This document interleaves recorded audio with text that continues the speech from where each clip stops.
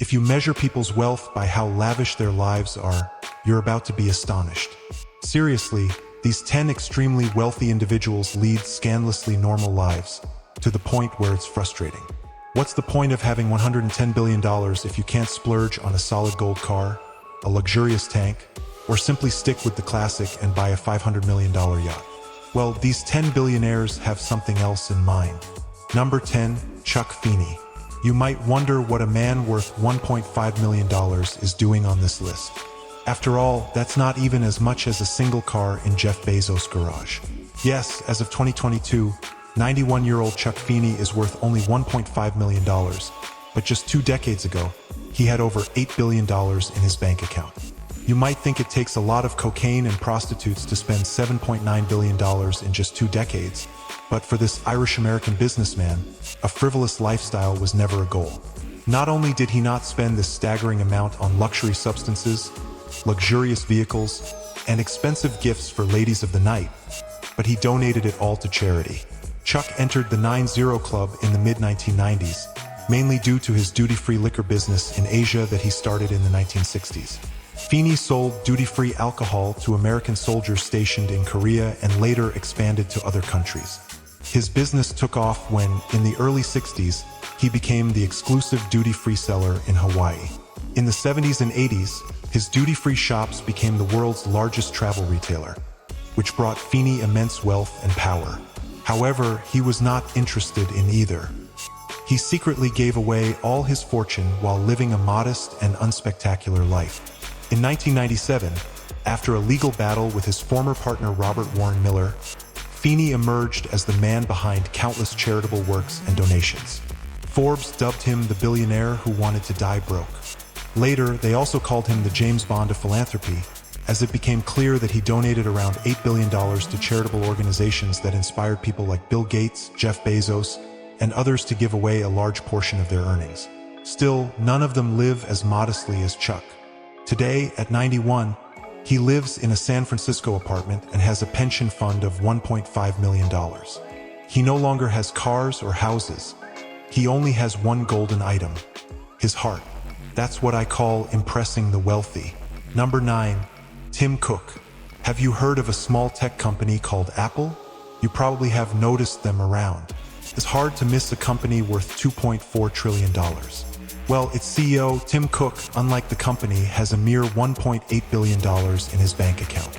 Not bad, I agree, especially since he rarely touches his funds. Instead, Tim prefers to lead a normal and modest life, too normal in my opinion. The man is the definition of a workaholic. Do you know anyone who gets up at 3:45 a.m. and responds to 800 emails a day? The only man with more email communications is the Nigerian prince who needs your help and is willing to share his vast fortune with you. Tim doesn't talk much about himself because he doesn't find it interesting. On this, we disagree, but like the cook, I also like scrambled eggs, bacon, cereal, and almond milk. Now, if you had $10 billion, would you be the first to arrive at the office every day? Tim certainly would. Well, when you get up at 4 a.m., that's not particularly hard. Still, everyone who works with Cook agrees that he is the best boss in the world. He never yells or dismisses his subordinates' ideas and complaints. Number 8. Azim Premji. You might forgive yourself if the first image that comes to mind when talking about Indian billionaires is a $2 billion house disguised as a skyscraper. However, Mukesh Ambani, the owner of the fascinating Antilia House, is not the only wealthy entrepreneur in this country of 1.3 billion people. Today, we'll focus on those who don't use as much electricity as the entire metropolis of Mumbai for their jacuzzi, but instead give back to society from time to time. When it comes to Azim Premji and his $9.2 billion, he doesn't come anywhere close to Ambani, but Premji is probably at the top regarding charity and achievements. His Wipro was just a small family business before Azim took over. There's a reason they call this genius the Indian Bill Gates. Today, his company makes nearly $11 billion annually and constantly increases its revenue. Despite his hefty bank account, which at any moment might gain another zero, Premji never forgot his humble beginnings. While his peers usually travel in ultimate luxury in their multimillion-dollar private jets filled with all sorts of amenities, the Indian tech magnate prefers to spend less and always travels economy class. Additionally, while other billionaires have gold-plated Rolls-Royces and Bugatti Veyrons, Premji has a nice, comfortable Honda Civic worth about $16,000. Naturally, as he gained popularity due to popular demand, he was forced to give up his trusted Honda and now has a second-hand Mercedes-Benz that he bought from one of his employees. Of course, from Ra's perspective, buying a car from your employees is a disaster for motivation and reputation. But Premji's reputation precedes him, as everyone who works at his company knows that the boss is truly exceptional. Number 7. Mark Zuckerberg. It's strange to see Zuckerberg so low on the list of wealthy people, but let's be honest, it hasn't been the best year for Meta. Still, $41 billion isn't just for having panic attacks overnight, and it certainly doesn't keep me awake thinking about how the Facebook guy would live with such modest savings. To be honest, Mark prefers a low-key lifestyle. Yes, he likes luxuries and has some notable purchases in his portfolio, like his Lake Tahoe compound and his Palo Alto house, but these are mostly investments. Of course, he lives there, but there are no crazy gold toilets, diamond chandeliers, or high-tech cannons to shoot fresh gray t-shirts every morning. Oh wait, he actually has the last one. In fact, his homes are equipped with high-end artificial intelligence assistants that cost practically nothing since he made them himself. However, when it comes to luxurious amenities, Zuckerberg isn't too fond of them. He prefers practical cars like a Golf GTI, an Acura TSX, or a Honda Fit, all of which are valued under $30,000.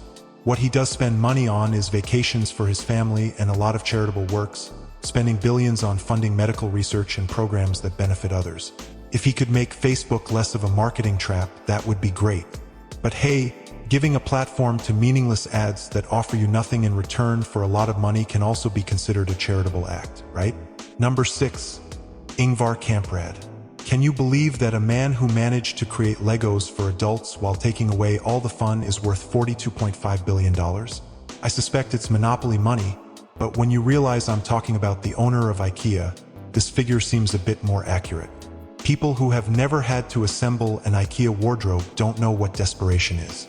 I guess the fact that Ingvar Kamprad didn't enjoy his billions and lived a modest, retired life is some sort of retribution for all the misery he caused worldwide.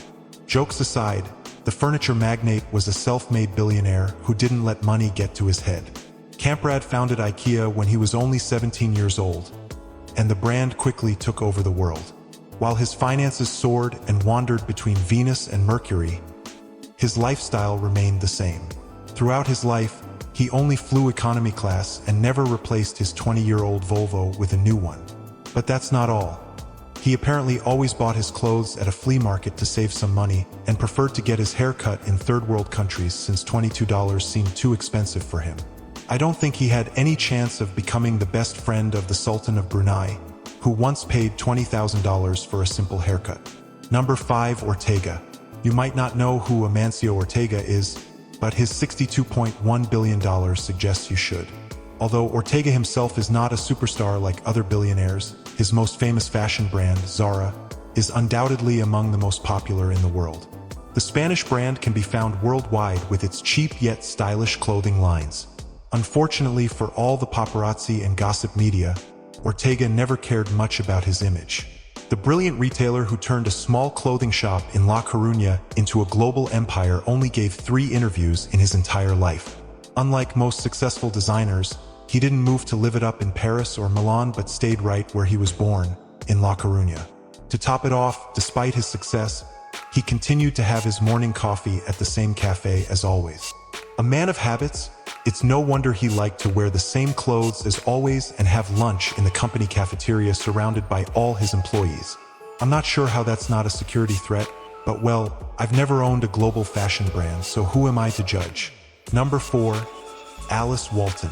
If the last name Walton sounds familiar, it might be because you often shop at Walmart, a small company you may have heard of. Yes, the name might not be as imaginative as other brands, but who cares when you have a third of a $244.86 billion business? That's how Alice Walton feels, one of the heirs of the Walton dynasty. And while if I had $62.1 billion, a Bugatti Veyron would be at the top of my long list of things to buy, Alice is not so seduced by the glamour that this money offers. Instead, Walton prefers to invest in art and more specifically in sharing this art with the rest of the world. Alice Walton spent $500 million creating her own private art collection in 2011. She invested $50 million in opening an American art museum in Arkansas. If you think that's expensive, wait until you hear about the centerpiece. She spent $44.4 million on a single painting by George O'Keeffe. You might have noticed this isn't exactly the low-key lifestyle I introduced, but indeed, art is the only thing Alice splurges on, and she shares it with the world. Additionally, she donates millions annually to artists and other causes. I wonder if this is her rebellion against the Walton family. She wanted to be a struggling artist, but her father told her no, that she would be a billionaire. No dirty New York studio for her, young lady. Number 3, Sergey Brin. Referencing Google, which knows everything, ironically its co-founder Sergey Brin is one of the most enigmatic billionaires in the world. Unlike most billionaires born in Russia who owe their wealth to Vladimir Putin and his, let's say, style of governance, Sergey Brin acquired his wealth through hard work, many sacrifices, and countless sleepless nights. Additionally, unlike the rest of his compatriots, Sergey leads a relatively low-key life, letting his work speak louder than his purchases. Instead of buying a $500 million yacht, he invests money in numerous new projects, most of which are related to improving humanity. Brin has spent large amounts of his fortune funding various renewable energy projects as well as some space exploration endeavors. Otherwise, Sergey rarely appears in the news, and for some obscure reason, Google's algorithm refuses to share any gossip about the Russian-born genius. I wonder why. Number 2, Carlos Slim. Carlos Slim has a truly inspiring story. Born in Mexico to Lebanese immigrant parents, no one expected Carlos to become one of the richest people in the world. Today, thanks to his telecommunications empire, Slim is worth more than $88 billion and can proudly claim to be the richest man in Mexico. Despite his wealth, Carlos continues to live the simple life he led when he started selling candy and drinks to his friends and family at the age of 10. Now he struggles much less for money, but Slim hasn't let his fortune go to his head and has never changed houses, not even after 40 years at the top. Naturally, private jets and yachts are out of his spectrum. Although he has more than $88 billion, he keeps his monthly salary at just $4,000, donating the rest to charities, funding Mexican infrastructure, and trying to combat poverty. Number 1, Warren Buffett. If Warren Buffett were a country, he would be the 3rd richest country in the world. I wonder what it feels like to be richer than 2/3 of all the nations on Earth, but somehow I can't even comprehend how that's possible. Well, when you own more than 0.1% of all the money in the world, I suppose you gain a new perspective on life. However, with all that money, Buffett refuses to live luxuriously. What can you expect from a man who, instead of candies or toys, bought stocks at 11 years old? This kid must have been a nightmare during family dinners, always talking about the market instead of crying about having to eat his vegetables. Well, it turned out to be the right decision for Warren since he is now worth more than $109.6 billion. Despite his enormous fortune, Buffett lives in a cozy house in Omaha, Nebraska, the same house he bought 50 years ago with his wife. He often says he could afford to live in the biggest mansion in the world but wouldn't have the memories his house has. Additionally, although he owns one of the largest private jet companies in the world, he refuses to fly in luxury class, probably because he knows what they charge for the trip. What's with all these billionaires these days not knowing you need a Bugatti Veyron to appear more often on luxury lists? I guess when you have so much money and prefer not to show it, you're not really interested in appearing on those lists either. Well, no matter what, it's their loss. These are the 10 most modest billionaires I've ever seen. Would you be just as humble if you had a 10-figure sum in your bank account? If you found these low-key lifestyles interesting, let me know in the comments.